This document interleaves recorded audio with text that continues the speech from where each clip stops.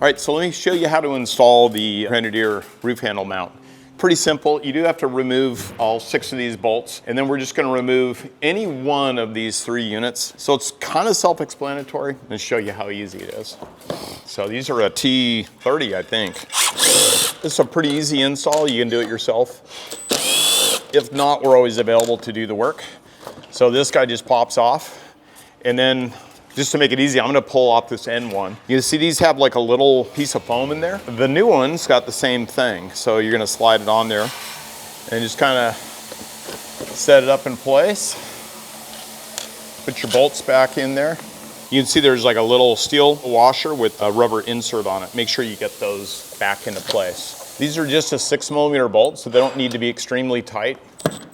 Probably about 8 to 12 foot-pounds. Real stout mount, so you can put an antenna up here. Potentially, you might even be able to put like an awning. We are giving you a tab face, that's parallel to the ground and with a hole in there. We primarily set it up for the antennas, but if you needed to, you could just put a little bit larger washer in there and hold something else down.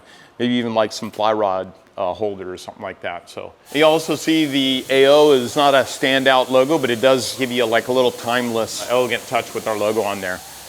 All right, so here's the example of us using the roof mount, antenna mount for an antenna. This one's got the GME. This is one of their medium duty antennas. It's the short guy, and then it's also set up on a folding down device. And you can also see where we're utilizing the beard mount with this. This rig doesn't have the auxiliary ports in their factory, so you're able to mount that in. But you can see this thing works really slick. No roof rack, nothing up there. Real nice and clean. When you're done, down on the ground. Super easy install, super quality part.